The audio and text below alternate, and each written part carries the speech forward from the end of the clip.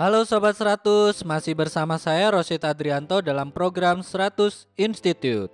Dan kita masih membahas persiapan untuk UTBK atau soal-soal ujian masuk perguruan tinggi negeri atau SBMPTN. Jadi di sini kita masuk ke bagian terakhir yang sering muncul di soal-soal UTBK atau SBMPTN, yaitu adalah fisika modern ya. Di fisika modern ini ada dua bagian yang sering muncul. Yang pertama itu adalah relativitas. Di relativitas ini ada 3 variasi soal.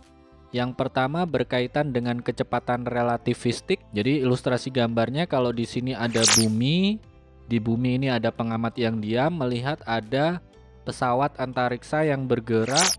Lalu pesawat antariksa ini katakanlah bergerak dengan kecepatan v ya. Lalu di luarnya ini ada partikel lain yang ditembakkan dari pesawat antariksa ini dengan kecepatan u. Nanti ini di sini ada 2 nilai ya. Yang pertama ini menurut pengamat yang diam, artinya menurut pengamat di bumi. Itu nilai kecepatan u ini adalah ux itu sama dengan ux aksen ditambah v per 1 plus v dikalikan ux aksen per c kuadrat. Ingat, kalau tidak ada tanda aksen itu berarti menurut pengamat yang diam. Kalau ada tanda aksen ini berarti menurut pengamat yang bergerak. Ini kecepatan relativistik ya. Kalau di transformasi Galileo ini cuman ada ux sama dengan ux aksen ditambah v tanpa bagian yang pecahan di bawah ini ya. Nah, terus untuk menurut pengamat yang bergerak berarti nilai U di sini dirumuskan apa? UX aksen ya, kita pakai tanda aksen. UX aksen itu sama dengan UX dikurangi V per 1 min V dikalikan UX per C kuadrat. Ini untuk kecepatan relativistik menurut pengamat yang bergerak. Kalau di transformasi Galileo, UX aksen itu sama dengan UX dikurangi V tanpa bagian yang di bawah ini ya. Oke, ini untuk kecepatan relativistik. Berikutnya ada dilatasi waktu. Dilatasi waktu itu rumusnya apa? T sama dengan gamma kalikan T0. Ingat, T0 di sini adalah menurut pengamat yang ikut bergerak dengan kerangka acuan ya. Sementara untuk T di sini adalah pengamat yang diam di bumi atau pengamat yang bergerak menurut kerangka acuan di sini. Jadi pahami baik-baik untuk perumusan dilatasi waktu karena ini biasanya para peserta UTBK itu sering salah di bagian ini. Lalu yang ketiga ada besaran-besaran relativistik yang pernah muncul di soal UTBK atau SBMPTN itu adalah massa relativistik. Jadi rumusnya M itu sama dengan gamma kalikan M0.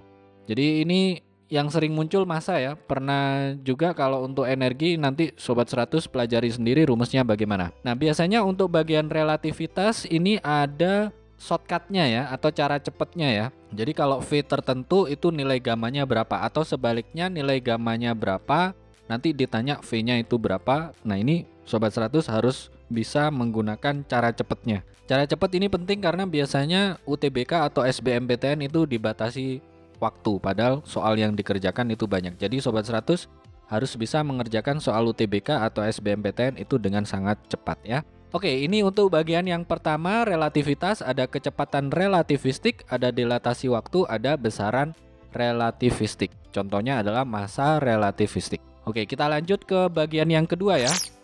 Di bagian yang kedua yang sering muncul itu adalah gejala kuantum. Gejala kuantum di sini ada 2 hal. Yang pertama itu tentang radiasi benda hitam. Untuk radiasi benda hitam ini biasanya yang muncul berkaitan dengan hukum pergeseran Wien. Lalu yang kedua adalah fisika atom. Kita mulai untuk radiasi benda hitam dulu ya. Jadi Sobat 100 ingat grafik ini, grafik distribusi spektra dari radiasi benda hitam. Jadi dari pengamatan yang ada itu Wien menurunkan suatu rumus pendekatan ya, yang mana rumusnya adalah lambda kalikan T nilainya sama dengan 2,88 kalikan 10 pangkat minus 3 satuannya meter Kelvin. Jadi ini ada beberapa pengamatan menggunakan beberapa suhu ya.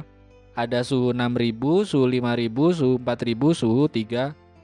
Ingat, karena rumusnya lambda kali T, jadi ketika suhunya ini makin turun, maka lambdanya ini makin besar. Sebaliknya, Kalau suhunya makin naik, maka ini lambdanya makin kecil. Jadi bisa dilihat di sini ya, untuk suhu 6000 ini lambdanya di sini nih. Sekitar setengah mikrometer ya. Nah, kalau yang suhu 3000 Kelvin ini sekitar berapa? 1, sekian ya. 1, sekian mikrometer. Jadi diingat-ingat, ketika suhunya turun, lambdanya makin besar. Kalau suhunya makin naik, maka lambdanya yang makin kecil.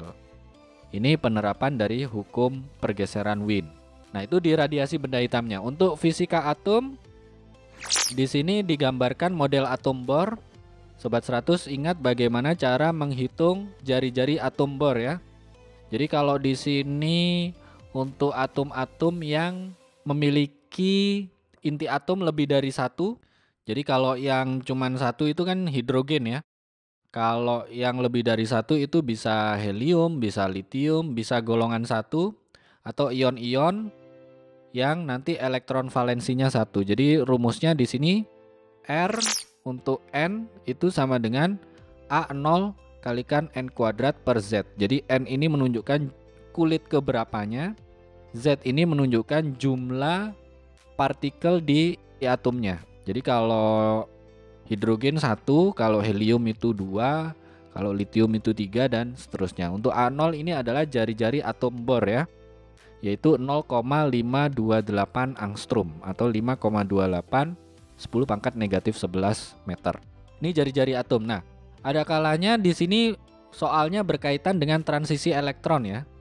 Atau ada soalnya itu berkaitan dengan deret atom ya. Ada Lyman, Balmer, Paschen, Pfund dan seterusnya ya.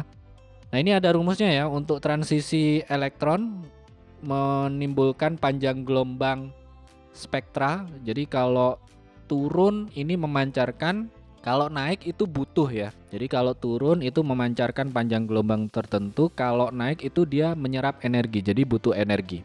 Nah, rumusannya di sini adalah 1 lambda itu sama dengan Z kuadrat kalikan R dikalikan 1 per N kuadrat dikurangi 1 per M kuadrat. Ini untuk atom-atom yang inti atomnya lebih dari satu atau bukan hidrogen. Nah, untuk R di sini adalah tetapan Rydberg ya. Nilainya adalah 1,097 kalikan 10 pangkat 7, satuannya meter pangkat negatif 1. Untuk N ini adalah kulit tujuannya, M ini adalah kulit mula-mulanya ya. Oke, ini untuk gejala kuantum. Jadi ada radiasi benda hitam, ada fisika atom. Nanti Sobat 100 pelajari variasi-variasi soalnya ya. Sekarang kita kembali ke gambaran totalnya. Jadi keseluruhannya di fisika modern itu ada relativitas, ada gejala kuantum. Nanti Sobat 100 pelajari sendiri ya, bagian-bagian detailnya atau soal-soal yang sering keluar. Untuk di relativitas itu apa, di gejala kuantum itu apa. Gitu ya Sobat 100. Untuk di web 100, Sobat 100 bisa klik di bagian bawah video bagian ini, ada masing-masing subbabnya ini.